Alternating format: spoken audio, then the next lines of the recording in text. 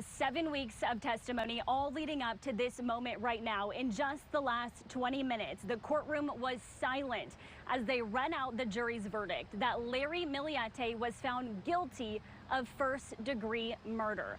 The moment that verdict was read, Maya's family had already been crying. They continued to cry, just holding each other. Many of them just had their faces in the palms of their hands. And on Larry's side, it was absolutely silent. Larry and his defense team did not turn around to look at the gallery at all.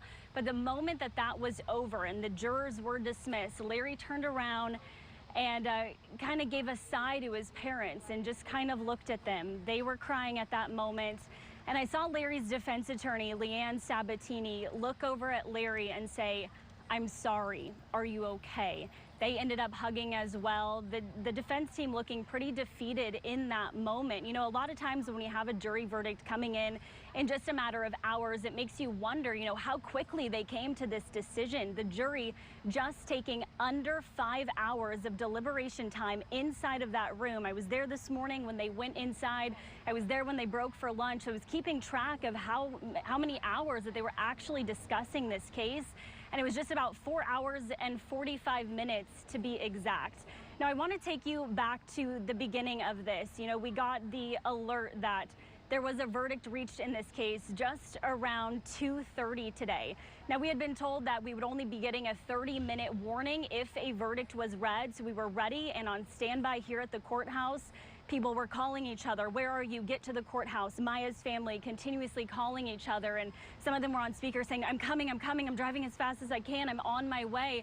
Everybody just wanting to be inside of that courtroom to hear this verdict, because as we know, they have been waiting 5 years to find out if a jury would find Larry responsible in their sister's murder, in their mother's murder. So many friends and family have been supporting Maya and Maya's family in this case. So as soon as we got the news that the verdict was being read, the family slowly started trickling into this into this courtroom.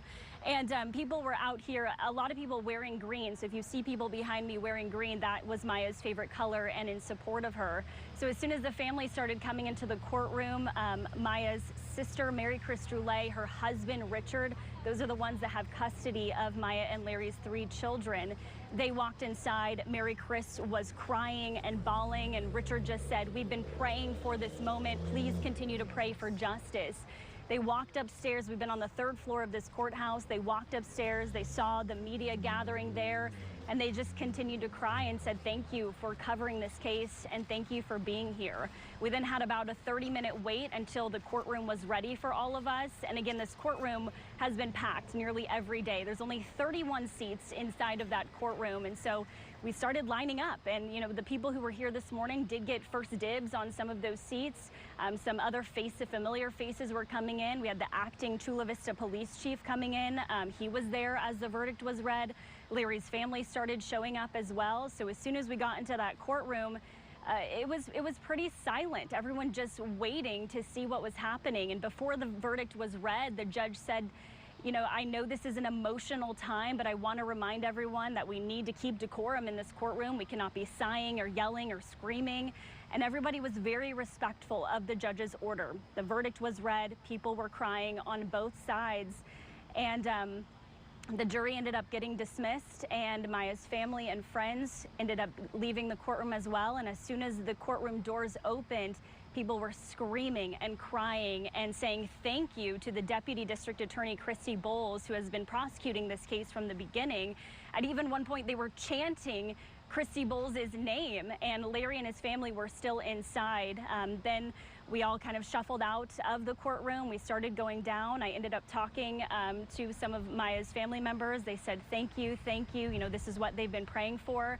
I talked briefly with Larry's Aunt Kathy. Her name has been mentioned many times during this case. And I said, "Kathy, is there anything you would like to say?" And she just said, "We're hurting right now, but thank you so much." Then after that, I did have a chance to talk with a juror just briefly. You know, they don't have to talk to the media, but we do give them the opportunity if they would like to say anything. And she was very open and willing to tell us exactly how these deliberations went. And she said she just saw the justice system at play and at work in this case, and they all went into the room and were deliberating. And she kind of said, when you put all of the pieces of this case together, when you put all of the facts that the prosecution has put together, and just they all looked at it and they kind of said there was no doubt in their mind that Larry killed Maya. There were no signs of life for her after that, and so they were all unanimous, obviously, in that decision. But again, this has been a long road for Maya and both Larry's family as well. There is no sentencing date yet at this point. The judge almost scheduled it, but there is actually another gun charge that's related to this case that still has to be sorted out. But Larry waived his right to a jury trial for that gun charge.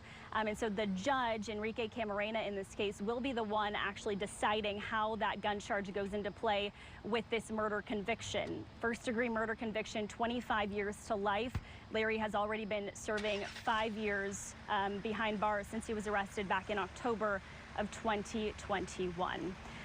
Christina, I'm going to go ahead and send it back to you, but just a whirlwind of a last hour here at the Chula Vista Courthouse. You know, Zara, before I let you go, I just want to ask, we know that Larry and Maya did have 3 children, and we understand that Mary Chris Drule, Maya's sister, has had custody of them. Have there been any talks whatsoever where they may have been during this trial? Have you seen them at all? Yeah, the children were not here present during any of the court proceedings. One of the daughters is now 17. She's almost an adult, and the other ones, I believe, are about 15, and their youngest son is 11. So they were actually on the witness list. The prosecution had a list of 152 witnesses. All 3 children were on that list, but neither the prosecution or the defense called them. Could be to protect them as well. You know, they have lost their mom, and now their dad is going to be spending the rest of his life behind bars. I do understand that they've been with family at this time. There was one day that Maya's brother-in-law, Richard, was not in the court proceedings, and I asked his wife, you know, where's Richard today? And she said that the youngest son had a doctor's appointment, so they had to go take him to that. So they are very much involved in their life. And, you know, I'm sure those kids have a lot of questions, and she did mention that they are in therapy at this point. So, you know, just a lot of thoughts and prayers for those kids as well that are going through a lot.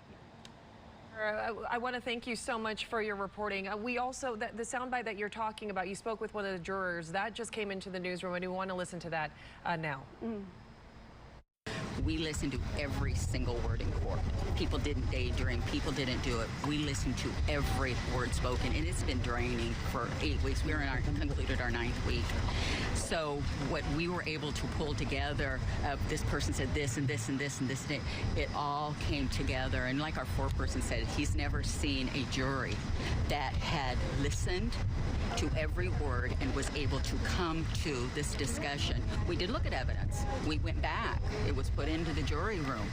There was questions, and the ones that the jurors had, we looked and we pulled out. We had a little bit of trouble getting on the computer with the little jump drive, but we worked with the court on that. But once we were able to go back and review video and answer every juror's question, and we did that. And you were just listening to one of the jurors, again, the jury that found Larry Millete guilty of first-degree murder of his wife, Maya. We want to thank Zara Barker for her reporting for the last 7 weeks in this trial. The jury, by the way, reached the decision after actually less than 5 hours of deliberating.